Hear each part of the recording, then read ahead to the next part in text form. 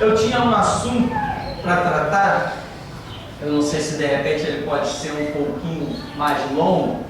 É de uma pergunta que me fazem constantemente na internet. E eu tinha exatamente separado isso para comentar hoje, lá de Malaquias capítulo 3, que fala de dízimos, fala de ofertas. Aí a gente monta assim um trabalho, sabe o que eu faço? Quando as pessoas vêm me perguntar isso de novo, eu anexo o arquivo e mando para ele, já não dou mais resposta. Não tenho aquele tempo de ficar digitando, tantos textos bíblicos e tal, já mando de vez. E quando a pessoa volta assim, mas eu não entendi, eu, opa, então não tem mais jeito. Já nem dou mais resposta, excluo de vez e pronto. Lá em Malaquias, no capítulo 3, no verso 6, diz assim: porque eu, o Senhor, não mudo. Por isso, vós, ó filhos de Jacó, não sois consumidos. Desde os dias de vossos pais, vos desviastes dos meus estatutos e não os guardastes. Tornai-vos para mim, e eu me tornarei para vós outros, diz o Senhor dos Exércitos. Mas vós dizeis, em que havemos de tornar? Roubará o homem a Deus? Todavia vós me roubais e dizeis, em que te roubamos? Dos dízimos e nas ofertas. Com maldição sois amaldiçoados, porque a mim me roubais, vós, a nação toda. Trazei todos os dízimos à casa do tesouro, para que haja mantimento na minha casa. Provai-me nisto, diz o Senhor dos Exércitos, se eu não vos abrir as janelas do céu e não derramar sobre vós bênção sem medida. Por vossa causa, repreenderei o devorador, para que não vos consuma o fruto da terra. A vossa vide no campo não será estéril, diz o Senhor dos Exércitos. Todas as nações vos chamarão felizes, porque vós sereis uma terra deleitosa, diz o Senhor dos Exércitos. Veja bem, praticamente no começo do texto, no verso 7, está escrito: vos desviastes dos meus estatutos. Estatutos são as regras, são os mandamentos de Deus. E depois Deus, através do profeta Malaquias, com uma palavra bem direta, ele vem e toca num assunto central, que é o assunto dos dízimos. Então Deus fala que vos desviaste dos meus estatutos, e depois fala que do que ele está se referindo nesse estatuto são os dízimos. Então os dízimos fazem parte dos estatutos de Deus. Dízimos fazem parte dos mandamentos de Deus. Estatuto de Deus é algo que tem que ser cumprido, é algo que não pode ser driblado, é algo que não pode ser maquiado ou ser cumprido, por exemplo, em parte, pela metade, 1/10 ou 1/8, não pode. Estatuto é aquilo que tem que ser cumprido, e você nunca cumpre um mandamento pela metade. Não tem como cumprir um mandamento pela metade. Se você sai com o seu lixo pela manhã para jogar no latão de lixo da Colume, que fica a 50 metros da sua casa, aí você vai caminhando com a sua bolsinha de lixo, chega lá, quando você está a 40 metros, faltando 10 metros para chegar no latão de lixo, você larga o lixo ali naquele caminho. Você cumpriu o propósito? Tem muita gente que faz assim com os estatutos de Deus. Não, eu não cheguei a fazer tudo, né? Estou falando de forma geral. Não cheguei a fazer, mas pelo menos eu fiz em parte. Não, para Deus o que é em parte não é nada. Para Deus o que é em parte não é nada. Você aceitaria dar uma ordem e vê-la cumprida pela metade? Você diria para o teu filho assim: olha, leve essa faca até a pia e corta lá um pedaço de pão. Aí você, quando chega para ver o trabalho que você deu a ordem, você vê a faca em cima da pia, mas você não vê o pão cortado. A sua ordem foi cumprida? Você não vai chamar a atenção? Às vezes você não vai se irritar. Estou dando um exemplo assim, bem simplesinho, uma besteirinha, né? Então, ordens têm que ser cumpridas por inteiro. Imagina um general dando uma ordem para um soldado: Um exemplo das coisas que eu sei que acontece por dentro do quartel aí. Ô soldado, fulano? Pois não, capitão. Ó, tá aqui a chave do meu carro. Lava o meu carro, tá? Bate os tapetes, limpa a mala, limpa tudo. Porque você sabe que soldado no quartel, já que nós estamos em guerra, eles servem de empregado para os maiorais, né? Todo mundo sabe disso. Você vê soldados treinados para a guerra varrendo rua. Soldados treinados para a guerra pintando muro, fazendo calçamento no meio da rua. E a nação pagando. Que absurdo! Mas deixa isso para quando eu for eleito. Então, irmão, aí o camarada, vou agora ver o que o soldado fez do meu carro. Aí ele vai lá, olha tudo, o carro por fora está todo limpinho. Quando ele abre, os tapetes estão sujos. No mínimo ele vai dar uma cadeia nesse camarada aí, né? Porque não cumpriu a ordem dele. Uma ordem cumprida pela metade é uma ordem que não foi cumprida. Assim também, né? Você já viu assim aquelas pessoas que dizem assim: não, eu não chego a dar o dízimo não, mas eu dou uma oferta. Fique com a sua oferta para você. Não pense que vai comprar Deus. Quando ele diz trazer os dízimos, ele disse dízimo. Se você quer dar esmola, vai dar na igreja católica, vai dar na universal. Mas para Deus, não, para Deus não. Ou tudo ou nada. Não, pastor, mas esse mês eu me apertei. Esse mês não deu para dar o dízimo. É mesmo? Então tá. Então esse mês também não dá para Deus tocar na sua vida. Segue seu caminho. Não dá para cumprir o estatuto pela metade. Essas são as perguntas que muita gente me faz na internet. Por exemplo,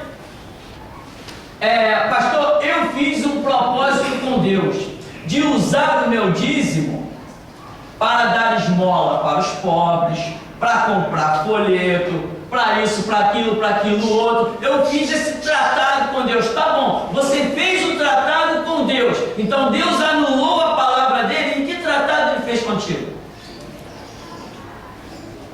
A Bíblia diz que só quem pode tocar em dízimo é sacerdote. Você é um sacerdote?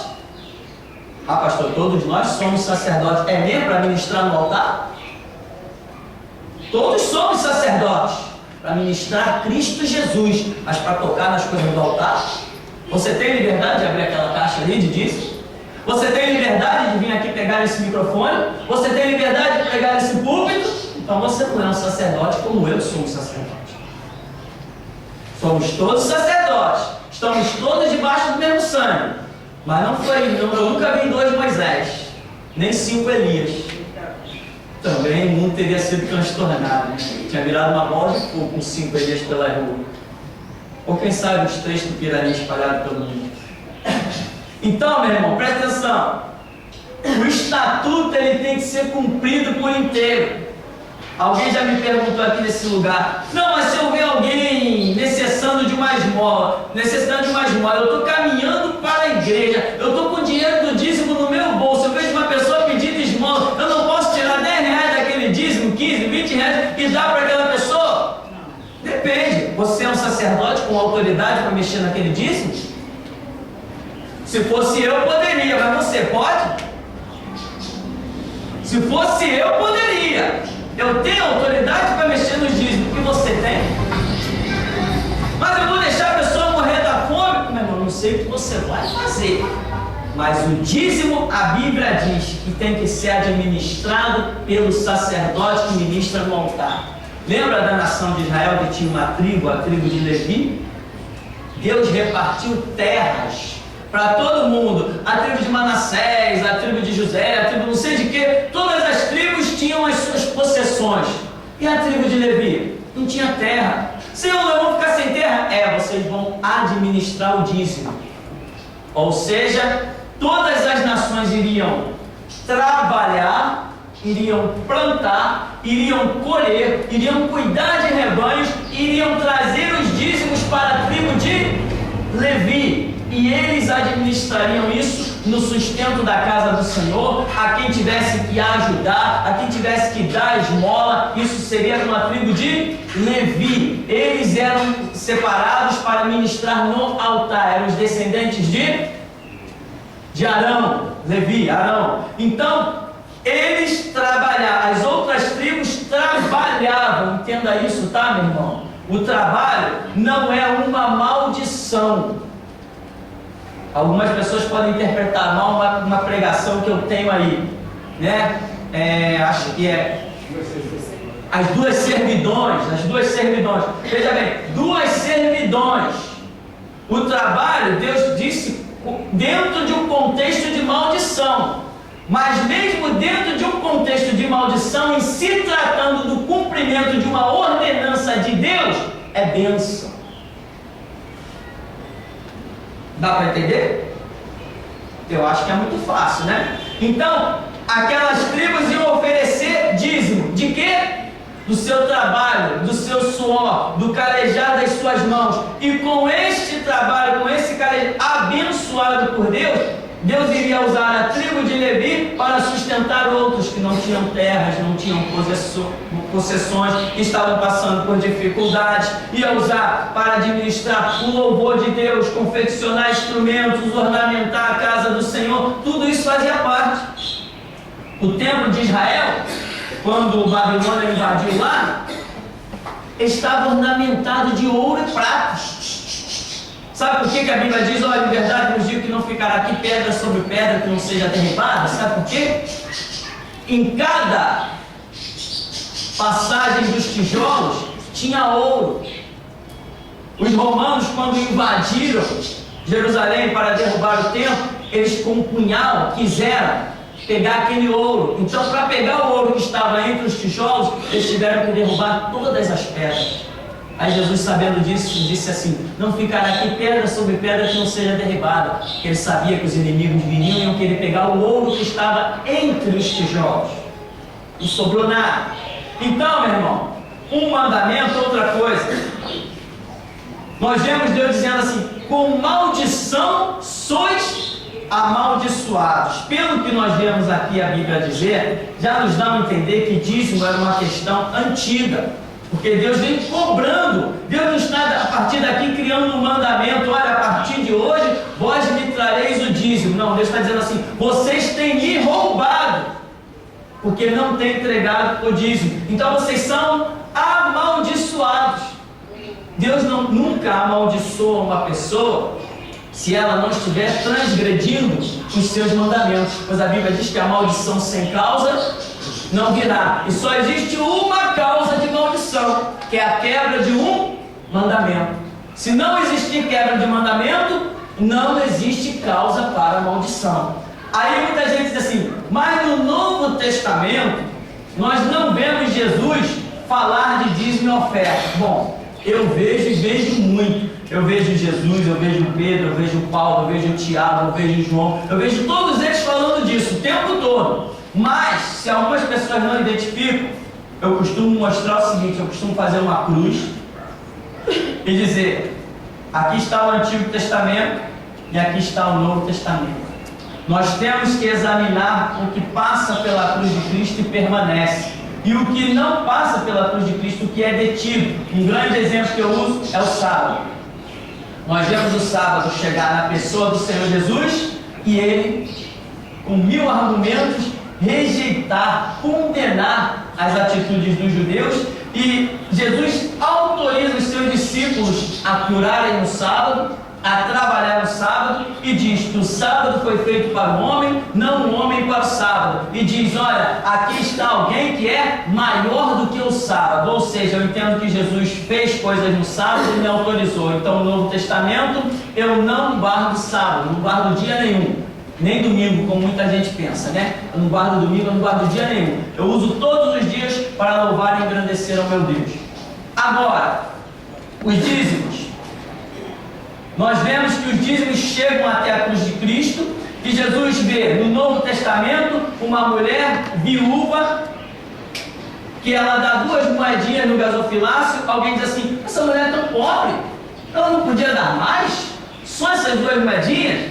Aí Jesus aparece no meio da multidão e diz assim, ela deu mais. Muita gente deu do que sobra. Não quer dizer que Deus não tenha aceitado, mas Deus sobra. Deu do que não vai fazer a mínima diferença. Tem gente que dá R$1.000 de oferta para a igreja Ele tem 10 mil para viver um mês dele. O que são aqueles R$1.000? Não faz a mínima diferença. Mas Jesus diz assim, essa mulher, ela é viúva e ela deu do sustento dela, daquilo que ela ia precisar para passar o dia dela, para passar o tempo dela, para passar o mês dela. Ela deu do seu sustento, então ela deu mais. Por quê? Porque não é a quantidade, mas a qualidade. Não foi a quantidade, foi a qualidade. Enquanto pessoas podem hoje ofertar para a igreja R$10.000, aí pastor, toma aí R$10.000, mas o camarada tem R$1 milhão no banco. O que são R$10.000 para quem tem R$1 milhão? Uma sociedade dessa? Tem pessoas que para chegar e dar na igreja R$10 é o sufoco. É um sufoco. E eu sei muito bem o que é isso. Eu sei muito bem o que é isso. Cumprir ali o dízimo e dizer, Senhor, tu tens que prover. E até aqui me ajudou o Senhor. Então, meu irmão, não ouses enganar a Deus com metade, nem com nada disso. Então eu vejo Jesus, que poderia ter dito, naquela oportunidade, com aquela viúva pobre, necessitada, Jesus poderia ter saltado no meio da multidão e ter dado uma palavra contrária. Jesus poderia ter dito assim, mulher, estão reclamando aí que a tua oferta é pequena? Olha, vocês estão falando da oferta dela, ela nem tinha que dar nada. Eu estou destituindo a questão do dízimo, eu estou destituindo a questão das ofertas, ela não precisava dar nada. Ao contrário, Jesus, pelo que eu entendo, ele disse, ela deu, tinha que dar mesmo, e ela é bem-aventurada, porque ela deu o seu sustento. Então, meu irmão, eu vejo os dízimos chegarem à cruz de Cristo e atravessar para o Novo Testamento. Paulo colheu ofertas e dízimos de várias igrejas para sustentar outros ministérios. Ele até exalta o pessoal de Tessalonicenses, foi um pessoal que contribuiu grandemente para sustentar outros irmãos. Então, Jesus, com a sua vida, não cancela as ofertas e os dízimos, ele dá continuidade. Pastor, tudo que vier na mão da gente tem que dar o dízimo. E se a pessoa tomou um dinheiro emprestado, daquele dinheiro emprestado tem que tirar o dízimo também? Veja bem, a questão do dinheiro emprestado, sabe que foi muito bom a gente tocar nesse assunto? Agora Deus vai falar com algumas pessoas nesse contexto. Irmão, se você está tomando dinheiro emprestado, tem alguma coisa errada na sua vida. Amém? Tem alguma coisa errada se você está tomando dinheiro emprestado. A bênção de Deus não está na vida de quem toma dinheiro emprestado. Está faltando aí, não sei, uma administração, uma prudência nos gastos, uma vigilância, né? Eu conheci um irmão que o filho dele chegava assim, pai, me dá dinheiro para comprar um chiclete. Dava R$10 na mão do filho, o moleque saía com R$10 para comprar chiclete, comprava um monte de bala, depois ele nem queria saber de troco, ganhava bem, tinha 2 farmácias. Depois ficou sem nada e valorizava R$10 mais do que qualquer outra coisa. Entende? Mas quando tinha carro, tinha casa, tinha tudo isso, o filho disse, pai, me dá R$10 para me comprar um chiclete ali, me dá dinheiro para me comprar um chiclete. Ele puxava R$10 e dava na mão do filho para o filho comprar um chiclete de 50 centavos. Não queria nem saber do troco. Está querendo fazer gracinha para quem? Está querendo dizer que tem dinheiro? Está querendo se exibir na frente dos outros irmãos? Está querendo o quê? Irmão, nós suamos o mês todo para conquistar no final o salário. Nós temos que saber valorizar isso. Tem gente hoje que gasta uma fortuna com Coca-Cola, além de destruir a sua saúde, está jogando dinheiro pelo ralo. Já fiz cálculos aqui com alguns irmãos que chegam a gastar R$200 por mês de Coca-Cola. Você sabe o que é uma mensalidade de R$200 com Coca-Cola? Daqui a pouco vai pedir dinheiro emprestado. Uma vez eu estava fazendo um cálculo, meus filhos começaram, quase todo dia queriam hambúrguer. Hambúrguer? Tinha um hambúrguer aqui, vendia hambúrguer bem pertinho aqui, né? Quase todo dia queria hambúrguer e eu, na inocência, quanto é um hambúrguer? O hambúrguer era R$3, daqui a pouco passou para 5, eu falei, peraí, deixa eu calcular esse negócio direito. 3 filhos, vezes R$5, igual a R$15. Para e pensa se eu pagar hambúrguer todo dia para os meus filhos. Isso aqui dá o quê? É 30 vezes 15. 3 vezes 5, 15, 5 vai 1, 4. Eu estou botando a corda no meu pescoço. Se eu pagar hambúrguer para os meus filhos todo dia, eu tenho uma mensalidade de R$450 para os meus filhos comerem hambúrguer. Vai faltar administração. Eu vou passar a pedir dinheiro emprestado, porque a bênção que está chegando na minha mão financeira, eu estou jogando fora nos hambúrgueres, para ele enganar o estômago dele, deficitar a saúde dele. Está comendo aqui dá hambúrguer com Coca-Cola, está destruindo a saúde dele, está criando um hábito alimentar horrível para comer hambúrguer com Coca-Cola. E eu estou jogando por mês R$450 na lata do lixo, praticamente. Falei, opa, tem hambúrguer sim, uma vez por semana. Meus filhos têm hambúrguer sim, uma vez por semana eles têm hambúrguer, mas todo dia não. Tem gente, irmão, que não percebe que está jogando dinheiro fora. Não vou nem falar do vício do cigarro, porque aí já é um vício. É um vício, cada um tem a sua luta para largar o seu vício. Se bem que tem gente que não está nem aí, não luta não, está tendo dinheiro. Ah, eu posso comprar, né? Então, meu irmão, veja bem. O ideal é que um cristão realmente nem peça o dinheiro emprestado. Existem momentos, sim, existem lutas, existem provas, existem momentos que Deus está tratando alguma situação e a pessoa pode até pedir o dinheiro emprestado. Tudo depende de um tratar de Deus, pode até. Agora, a rotina de pedir dinheiro emprestado significa que a bênção de Deus financeira não está na vida desta pessoa. Porque a Bíblia diz que em tudo quanto puseres a tua mão, Deus fará prosperar. Eu vou contar um pedacinho da minha história para você. Eu passei uma situação, irmão, difícil. E como todo ser humano, eu pensei em empréstimo, eu pensei em pedir dinheiro emprestado, pensei em mil coisas. E quando eu estava nessa luta terrível, com receitas de um filho para comprar 4 ou 5 remédios sem ter um centavo no bolso, sem saber o que ia comer no dia seguinte, eu parei no meu canto e fui falar com meu Deus. Deus, será que se eu pedir um dinheiro emprestado, essa vai ser a resposta, essa vai ser a solução? E de repente eu abri em Abacuque, e quando eu estava lendo em Abacuque, eu vi assim: ai daquele que a si mesmo se acumula de dívida. Eu falei, basta. Se tiver que passar fome amanhã, eu passo, mas pedir dinheiro emprestado eu não peço. Irmãos, nunca passei fome.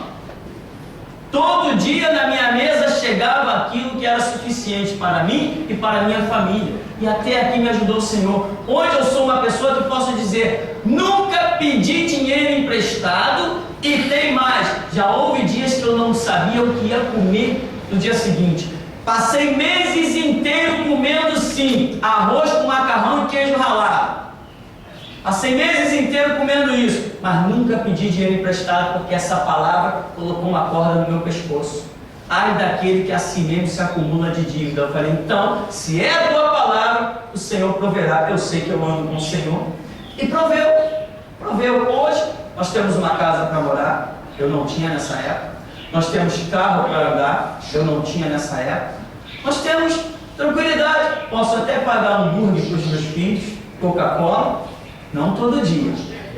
Todo dia. Então, meu irmão, procure ver direitinho, dobra os teus joelhos, fala com Deus. A bênção está chegando na tua mão, às vezes você analisa e vê que a bênção está chegando, o dinheiro está entrando. Você está trabalhando, o dinheiro está entrando, só que você não está vendo por onde que o bendito dinheiro está saindo. Você não está vendo aonde que ele está saindo. Ele está entrando, mas ele está saindo. Não está retendo, não está ficando nada aqui.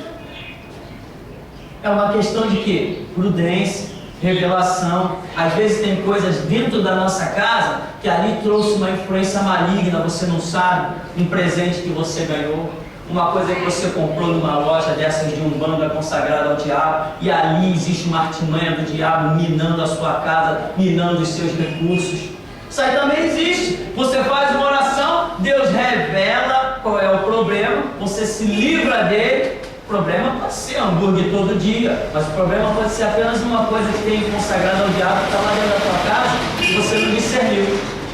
Estou falando disso porque eu tive essas experiências também. São 25 anos de igreja. Então, meu irmão, essa pergunta foi muito interessante porque nos permitiu falar isso. Você não pode ser uma pessoa que vive pedindo dinheiro emprestado. Ora, Deus abençoa todo mundo, menos você. Deus prospera todo mundo, menos você. Por quê? Você é pior do que os outros? Uma vez eu estava numa igreja, para encerrarmos isso, eu estava numa igreja e a igreja é grande, revelações e mais revelações. Aí daqui a pouco veio uma revelação a uma irmã lá na igreja, uma profeta que estava à frente, e ela falou assim: tem uma pessoa aqui que está pedindo a Deus um aumento de salário. Quem é essa pessoa? Levanta a mão. Aí um irmão que eu conhecia, inclusive, levantou a mão. Aí ela disse assim: exatamente você. Você está pedindo a Deus um aumento de salário. Mas a bênção que Deus tem para você não é um aumento de salário. Deus hoje está te dando a bênção da prudência nos gastos. Você ganha muito bem. O que você precisa é saber gastar. Você não está sabendo gastar. Irmão, tem gente que vai no mercado, brincadeira, caixas de biscoito, caixa de refrigerante, caixa disso, caixa daquilo, e o básico, o sustento, o legume, a fruta, a carne, o frango, não vem nas compras. Entende? Então, você está prejudicando a sua saúde, você não está tendo uma prudência nos gastos. Hoje tem pessoas que chegam no mercado e compram R$800 de compra, meu irmão, que não dá para passar uma semana. Não tem prudência nos gastos. E a revelação, esse irmão na época ganhava muito bem. Era um dos irmãos da igreja que trabalhava numa multinacional, ganhava muito bem, que estava ali orando a Deus para ter um aumento de salário. E a palavra de Deus foi essa: não, Deus vai te dar uma unção, uma graça, para você ter prudência nos seus gastos. E a profeta disse assim: você ganha bem, só que você não sabe gastar. Você chega no mercado e fica perdido, você não sabe o que comprar. Amém? Então, a bênção de Deus muitas vezes está entrando pela porta, pela janela, por tudo que é canto, mas a gente está jogando ela lá no ralo do banheiro, no ralo da cozinha.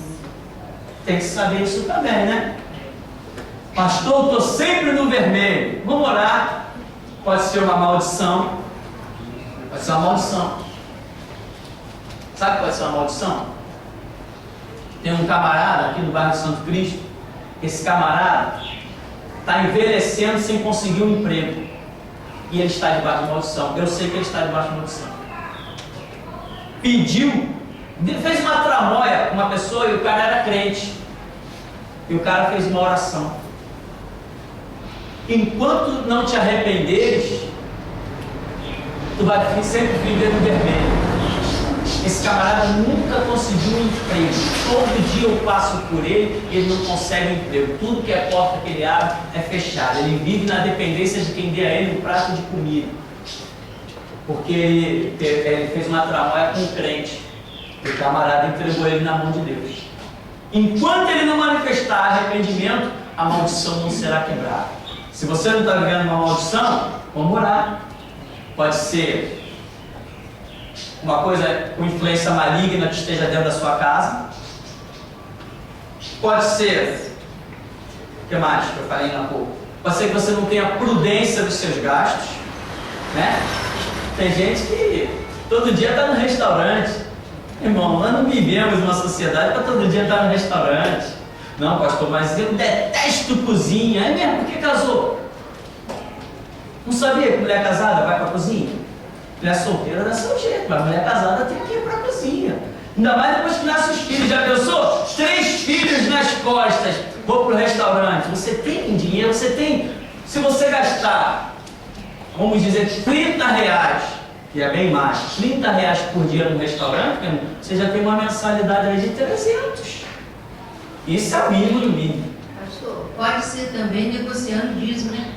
Quando não estiver que esse mês eu vou gastar, depois eu te dou. Ah, sim, negociar com Deus é legal. Eu imagino Deus assim, sentado numa banquetinha. Próximo! Bom, Senhor, eu tinha um negócio para fazer com o Senhor aí. Eu queria esse mês, eu vou fazer só isso aqui. E mês que vem a gente acerta. Imagina, um Deus soberano, onipotente. Ah, pastor, mas Deus não está preocupado com dinheiro. Vai querer dizer para mim que o Criador dos céus e da terra está preocupado com dinheiro? Não. Eu vou dizer que ele está preocupado com a obediência. Com dinheiro, não. Longe de mim tanta coisa. Eu nunca vi Jesus pedindo esmola. Eu nunca vi Jesus na televisão dizendo: olha, por favor, contribuam aí, senão assim mesmo não tem como fazer a obra. Eu nunca vi Jesus fazendo isso. Nunca vi. Jesus precisar de dinheiro? 100 mil reais, de onde veio? Não sei, mas que está feito, está feito. Está feito, está feito.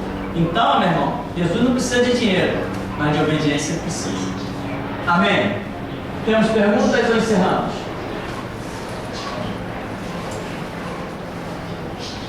Pastor, no caso a pergunta é minha.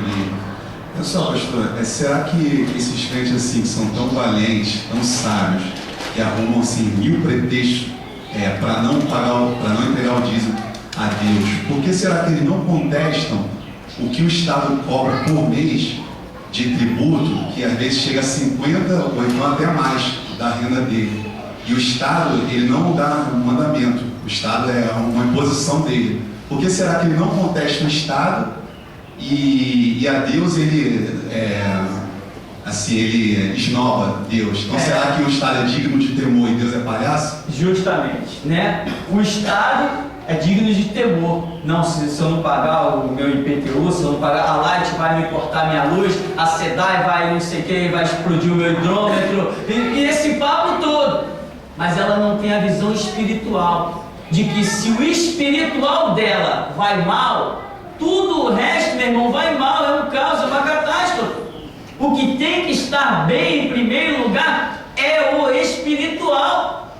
Então, eu posso até ficar sem pagar uma conta d'água esse mês, mas não posso ficar sem dar o meu dízimo. Ah, pastor, e se eu ficar sem luz, como é que eu vou fazer no escuro? Acende vela, mas honra a Deus, espere Ele te honrar. Que a Bíblia diz: humilhai-vos debaixo da potente mão de Deus, para que a seu tempo vos exalte. Ou você pensa que eu já não dei dentro de casa, trocando tudo que é lâmpada para mais econômico, olhando muitas vezes: olha essa luz aí acesa à toa, apaga isso aí. Ou você acha que a gente não ensina as crianças: ó, entrou, acende, quando sair, apaga. Falou a primeira vez: ó, a luz lá que você deixou acesa. Na segunda vez já estão me irritando: olha, não é para esquecer a luz acesa. Não é verdade? Então, meu irmão, veja bem, se a gente economiza lá porque sabe que vai ter que pagar, por que eu não vou honrar também a parte de Deus? Eu tenho que honrar a parte de Deus. Se o meu espiritual vai mal, tudo vai mal, dá errado no trabalho. Eu não tenho a graça, o discernimento, a revelação, o entendimento de como controlar as finanças. Tudo é uma questão de direção. Quantas vezes eu já entrei em lojas no centro da cidade para comprar uma roupa e olhava para a vitrine assim, aqueles vendedores chatos bem em cima, né? Bom dia, boa tarde, boa noite, não sei o que. Eu ignoro o cara e fico olhando para a roupa e digo assim: Senhor, é aqui que eu devo comprar? O Senhor diz assim: não. Eu saio e vou para outra loja. Entro na loja, vejo aquilo que eu gostaria de comprar. Senhor, é aqui que eu devo comprar? Não. Eu vou rodando até ouvir sim. Normalmente sim é o mais barato e é o melhor.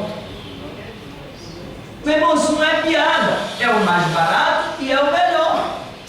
Uma vez estava um papo aí de roupas, né? As roupas da minha esposa e não sei o que. Alguém falou assim: caramba, esse vestido deve ser caro, né? Ela falou assim: R$24 ali na Rua da Fonte. Mas uma esposa de pastor vestindo um vestidinho de R$24? Que horror! Né? Fazer o quê? Né? Pastor, quanto custou a sua calça? Essa calça aqui? R$17. Quer ir lá comprar uma? Tomar um vestido? Essa aqui não, essa aqui foi presente. A camisa aqui foi presente. Então, meu irmão, e eu glorifico a Deus pelos presentes que eu ganho. Que eu tenho de camisa lá que foi presente, meu irmão, cinto. Porque eu vivo de quê? Eu não vivo do ministério. Se eu ganho presente, é recurso que vai ficando lá para usar em qualquer momento que for necessário. Ou você acha que os recursos que sobram no ministério em cada mês, que eu jogo eles pela janela? Não, nós temos uma conta poupança aonde todo mês fechamos as contas, pagamos tudo, sobrou, deposita lá. Se precisar, a gente pega. Se não precisar, deixa lá na hora que Deus dá ordem, faz uma obra. A gente sabe de onde mexer. O gasto aqui no ministério, eu controlo o ministério como se estivesse controlando a minha própria casa. Eu nunca gasto mais do que aquilo que eu recebi. É por isso que eu sempre digo, nós não devemos nada a ninguém, nós não temos nenhuma dívida. Por quê? Porque eu só gasto daquilo que eu tenho. Eu não me endivido, porque a Bíblia me adverte. Ai daquele que acima se acumula de dívidas. Nós temos aquela ocasião em que Jesus adverte aos que dizimavam o cominho e o ermo, que o mais importante seria eles exercerem misericórdia. Ora, para bom entendedor, né? Se o mais importante é exercer misericórdia, Jesus está querendo dizer que é importante sim dizimar o cominho, né? Dizimar, no caso, em outras palavras, Jesus dizer isso. Olha, o mais importante é exercer misericórdia. Em outras palavras, ele está dizendo, vocês devem sim dizimar o cominho e o ermo. Mas, em outras palavras, é isso, né? Exato. No próprio texto, quando segue mais um pouquinho, ele ainda diz assim: vós deveis fazer estas coisas sem omitir aquelas. Ou seja, vocês têm que sim dar o dízimo do entro, do cominho, da hortelã, mas não pode esquecer a misericórdia, o amor. Por quê? Porque muita gente batia no peito: Senhor, eu dou o dízimo de tudo quanto tenho, eu estou justificado com Deus. Não, os dízimos são uma parte dos estatutos de Deus, não é todo o estatuto de Deus. A Bíblia, o Evangelho é muito complexo, né? São vários detalhes, várias situações. Então, eu não sou justificado por uma atitudezinha, né? Nem tem gente que, no tempo da Igreja Batista, eu ouvia pessoas dizerem assim: não, eu já fui na igreja esse domingo, dei até o meu dízimo, já fiz a minha obrigação com Deus. Aí Isaías diz assim: miserável, quem pediu que você viesse pisar nos meus atos? Quem te chamou aqui? O camarada acha que comprou Deus porque deu um dízimo. Isso aí não sabe nem que é reino de Deus. É uma colocação do Luiz Fernando lá de Blumenau. Ele diz assim: quando financiamos um carro, pagamos um monte de juros, mas tem hipócritas que não pagam dízimo, mas pagam vários impostos. É exato, né? As pessoas pagam juros em carro e um monte de coisa, mas as coisas de Deus a pessoa abandona. Ela é como se Deus não estivesse aqui para cobrar. Deus está aí para cobrar, meu irmão, e não só para cobrar. Principalmente o objetivo de Deus é abençoar. Quando Deus determinou que abriria a janela do céu e criou a questão do dízimo, o objetivo dele foi abençoar, porque Deus não está cobrando alguma coisa de alguém que não tenha. Se você não tem um emprego, não tem uma renda, Deus está cobrando teu dízimo? Não está cobrando, Deus é justo. Agora, Ele vai te abrir as portas do emprego, Ele vai te abrir as portas da prosperidade. Quer ver você honrar a palavra dEle? Quanto mais você honra a palavra dEle, mais você prospera. Irmão, na minha época, uma vez, eu estava para sair de uma empresa. Nessa empresa, olha, isso tem 15 anos atrás. E nessa empresa, o meu dízimo era correspondente a R$40. Mas a igreja onde eu estava nessa época era uma igreja bem humilde e precisava. Então eu não dava aqueles R$40.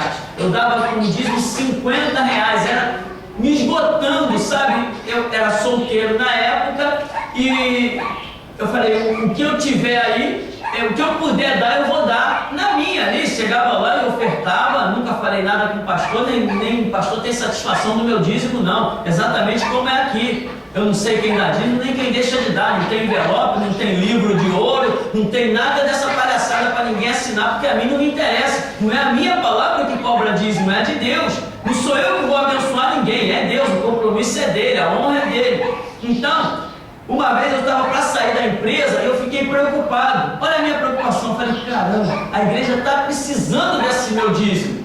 Se eu sair da empresa, se eu ficar desempregado agora, a igreja vai passar necessidade para pagar um aluguel, para as coisas que faz. E eu fiquei preocupado, eu fiquei orando, colocando aquele negócio na mão de Deus durante um tempão.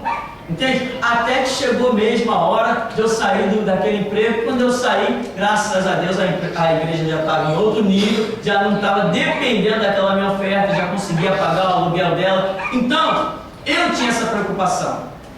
Mas tem gente que não tem essa preocupação. Pastor, nessa passagem de Mateus 23, Jesus esculachando os fariseus, essa passagem, assim, no início, assim, para mim parecia ser mais clara em relação ao dízimo. Jesus ali deixa bem claro, né?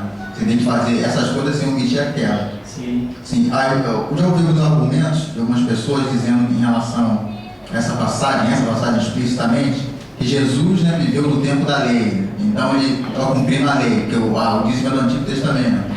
E citam aquela passagem de Jesus como um leproso e manda ele oferecer um sacrifício para testemunha, dizendo que Jesus viveu sobre a lei.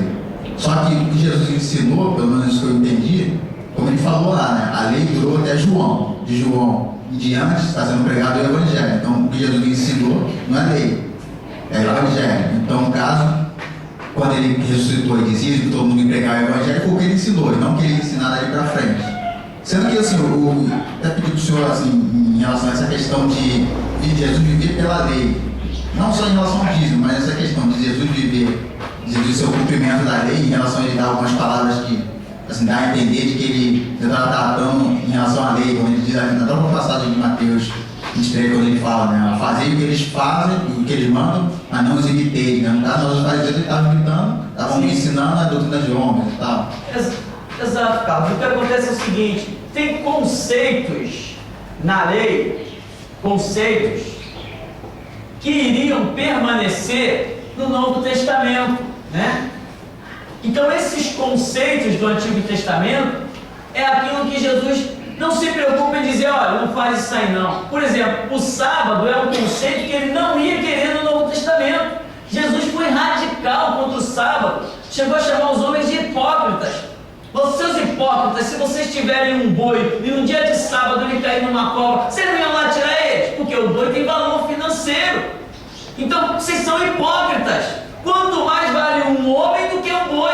Então é lícito curar no sábado, é lícito fazer o bem no sábado. Jesus está acabando com o sábado. Agora, tem conceitos que Jesus diz assim, olha, fazei o que os fariseus...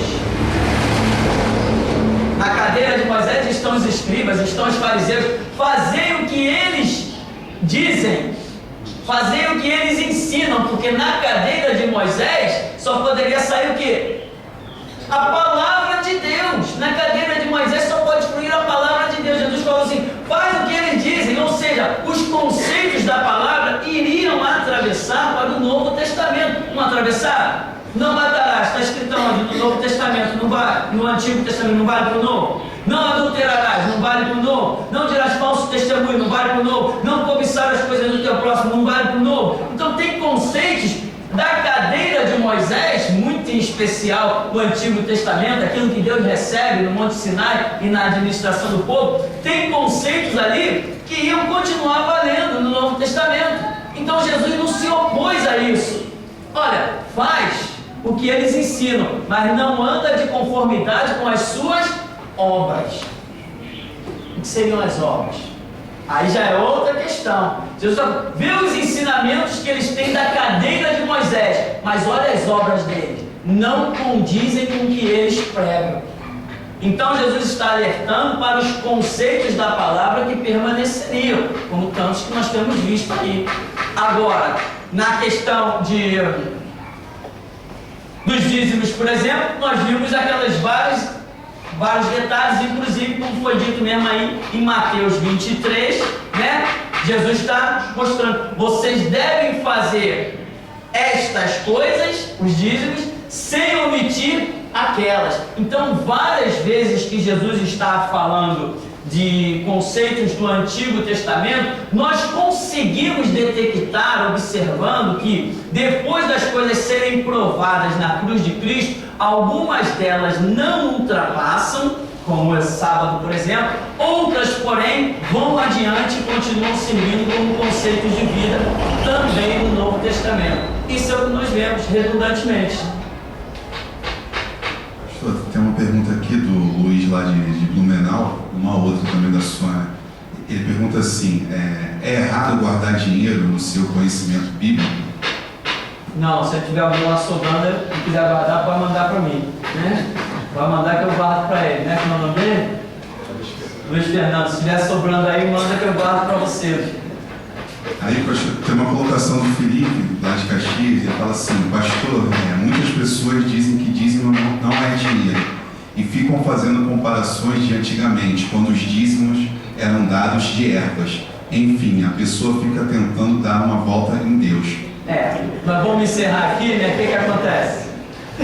Naquela época não existia dinheiro, né? O dinheiro começou depois de certo tempo a aparecer. Primeiro começou, era um pedaço de prata, tinha o seu valor, um pedaço de ouro tinha o seu valor. Depois começou os homens a remodelarem o ferro, a era do ferro, chamada Idade do Ferro. Foi uma era revolucionária, porque foi do ferro que se confeccionou armas e conseguiu criar grandes exércitos poderosos, com escudos de ferro, capacete, espadas. Então, em cada tempo vai acontecendo seus valores. Hoje nós vivemos a era do dinheiro, cada nação tem aí o seu dinheiro. Os Estados Unidos tem dólar, no Brasil tem o real, na Europa tem o euro. Então, hoje, você tem um boi aí para ofertar? Quem tem boi?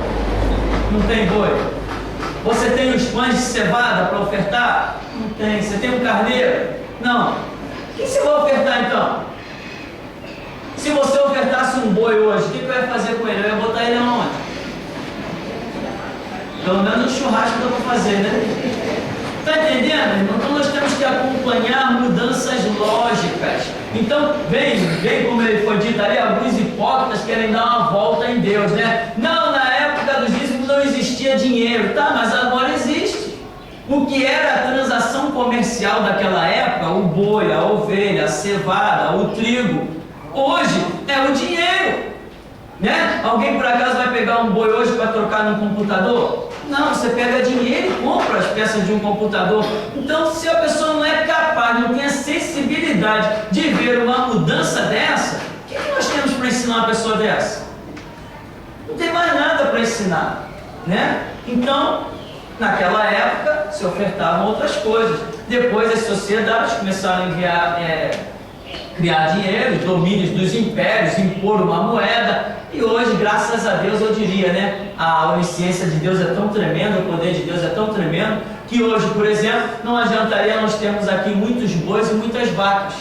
Nós precisávamos de dinheiro para pagar a internet e estar transmitindo o mundo afora. Precisávamos de dinheiro para montar um computador. Então, o sistema capitalista, essa parte financeira, é muito boa para hoje nós concluirmos os projetos da igreja. Amém? Vamos ficar por aqui então, agradecer a Deus.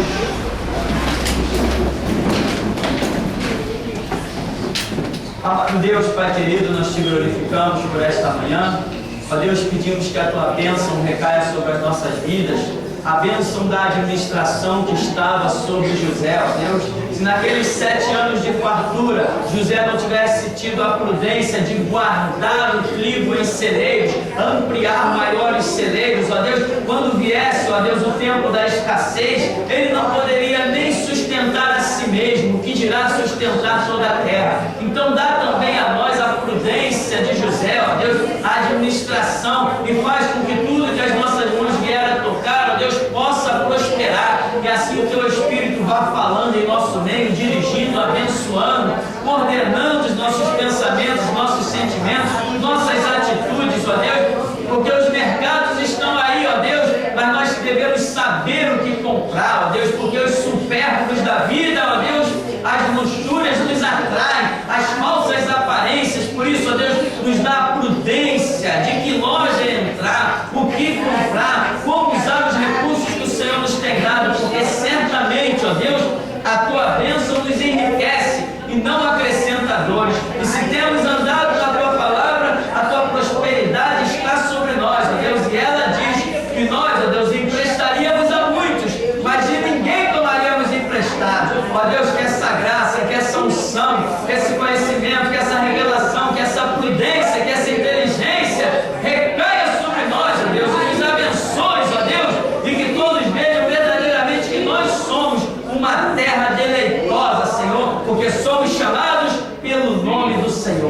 Assim nos dá a tua graça, nos abençoa nesta manhã, em nome de Jesus. Amém. Amém, irmãos.